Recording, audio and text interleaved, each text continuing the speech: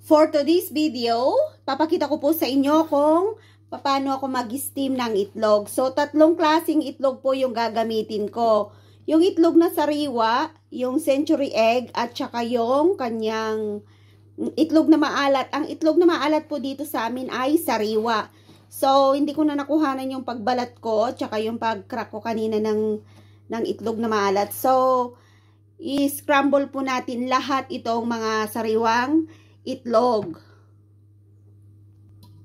So, eto na po yung krinak nating itlog. Scramble lang natin. Yan. Tapos, lagyan natin ng konting tubig. Nilagyan ko na kanina. So, lalagyan ko ulit. Yan. Scramble lang natin hanggang mag-mix. Hindi ko na po aalisin yung bubbles kasi mamayang 7 ko pa naman siya lulutuin. So, 6 o'clock pa lang. So, marami pang time para mabitak yung mga bubbles niya. Ayan. Pero kung lulutuin mo na agad, dapat tanggalin mo yung bubbles. Yan, tatanggalin mo po yan. Pero magpiprepare po ako ng maaga kasi tuturuan ko ng homework yung alaga ko. So, mamaya pagdating nila amo, naka-ready na lahat yung aking mga lulutuin. So, okay na yan. Lalagay natin yung ating itlog na yung itlog maalat. Lagay natin sa gitna.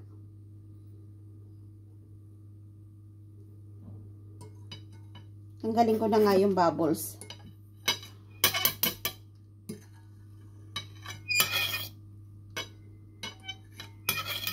Yan, dapat tinatanggal kasi yung bubbles.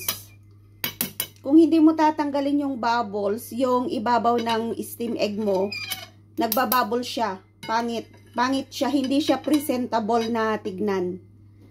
So, tinatanggal po nila talaga yung bubbles.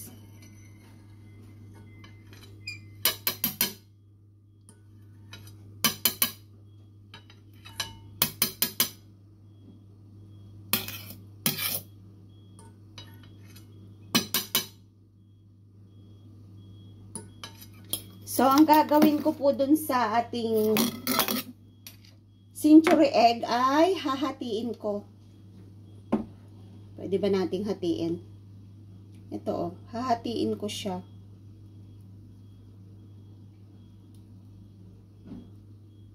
Hatiin ko lang ng dalawa. Yan.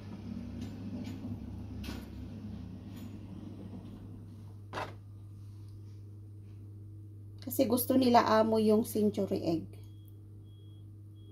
Kailangan maluto bago nila kainin. So, ang ginagawa ko po ay hinahati ko lang siya. Yan. So, ganyan po yung ating pag-steam. So, lalagyan ko po siya ng konting spring onion. Yan, ready na po yung ating steam egg. Nilagyan ko po siya ng spring onion. So, ilalagay na po natin ito sa ating oven. Bago ko po natin ilagay sa oven, siguraduhin natin kung may tubig yung ating oven steamer. Tsaka bago natin ilagay yung ating i-steam, siguraduhin po natin uminit na yung ating oven.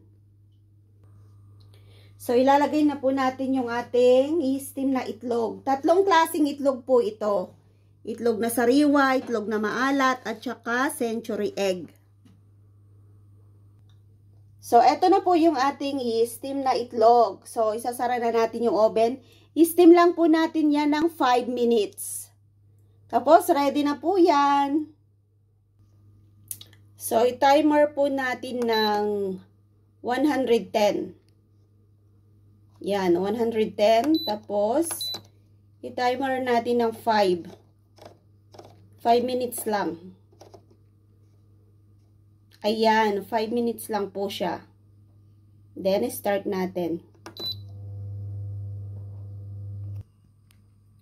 So, ayan na po yung ating steam egg at niluluto na natin. So, hintayin lang natin ng 5 minutes and then, pwede na po nating ihaing sa lamesa at kain na po tayo. So, sana po ay nagustuhan nyo yung ating vlog dito sa pagluluto ng steam egg. Sana po ay may natutunan kayo sa ating recipe for today. Pwedeng-pwede po sa pagkain ito ng mga batang maliliit o kaya yung bagong silang. Steam nyo lang yung itlog. Huwag nyo nang ilaga, steam nyo na lang. Mas masarap po kasi ganyan ang ginagawa ko nung bata pa yung alaga ko. Karamihan talaga steam egg, steam fish. So, malambot po siyang kainin para sa mga bata. Thank you for watching po. Ito na yung ating in-steam na itlog. Yan, sarap. So, ito na po yung finished product natin na steam egg. Ayan, yung 3 itlog na niluto ko kanina. Itlog na maalat, century egg, at saka yung fresh egg. So, tignan nyo naman, no? Ang sarap. Sarap ng pagkakaluto niya, no? Ang kintab. Kasi wala na po yung bubbles niya. Tinanggal ko kasi yung bubbles niya. So, yan po yung come out niya, yung kinalabasan, makintab siya. Yan, kain na po tayo ng steam egg. Maganda ang steam egg para sa mga matatanda at bata na hindi na madaling makapag-digest ng kanyang pagkain sa kanilang tiyan. So, itry nyo pong iluto itong steam egg. Sundan nyo lang po yung aking recipe at madali lang siyang gawin.